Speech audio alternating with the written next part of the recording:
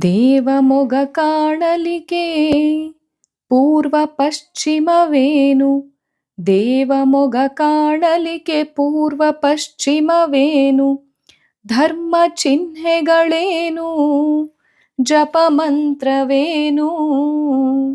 ಒಲಿದ ದೇವನ ನೆನಪು ಶ್ರದ್ಧೆ ರೂಪದಲ್ಲಿರಲಿ.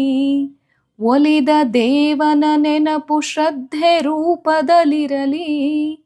ಹಾಡುತ್ತಿರು ಮಂಗಳವ ಮುದ್ದು ರಾಮ. ಹಾಡುತ್ತಿರು ಮಂಗಳವ ಮುದ್ದು ರಾಮ. ದೇವಮೊಗ ಕಾಣಲಿಕ್ಕೆ ಪೂರ್ವ ಪಶ್ಚಿಮವೇನು? ಧರ್ಮ ಚಿಹ್ನೆಗಳೇನು? ಜಪ ಮಂತ್ರವೇನು? ಹಾಡುತ್ತಿರು ಮಂಗಳವ ಮುದ್ದು ರಾಮ.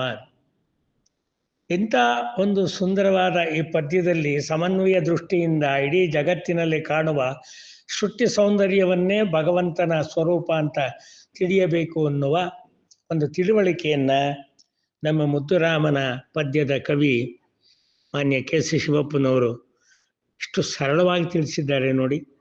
ಇದನ್ನು ಅರ್ಥ ಮಾಡಿಕೊಂಡು ಬಿಟ್ಟರೆ ನಮ್ಮ ಬದುಕು ಜಗದಗಲ ಮುಗಿಲಗಲ.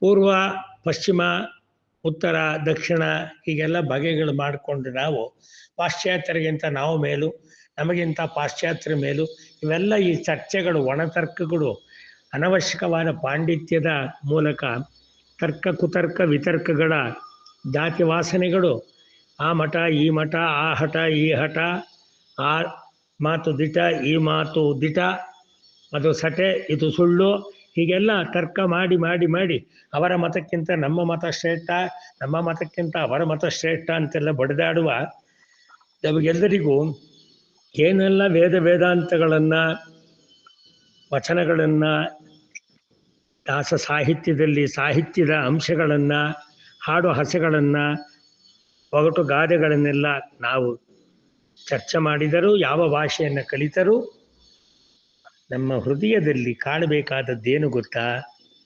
ದೇವನ ನೆನಪು ಶ್ರದ್ಧೆಯ ರೂಪದಲ್ಲಿ ಈ ಜಗತ್ತನ್ನು ನಡೆಸ್ತಾ ಇರತಕ್ಕಂಥ ಅವನ ಚೈತನ್ಯ ಶಕ್ತಿಯೇ ನಮ್ಮ ಹೃದಯದಲ್ಲಿರ್ತಕ್ಕಂತಹ ಶ್ವಾಸದ ಈಶ ಅಂತ ತಿಳಿದು ಬಿಟ್ಟರೆ ಆಗ ನಮ್ಮ ಬದುಕಿಗೆ ಮಂಗಳ.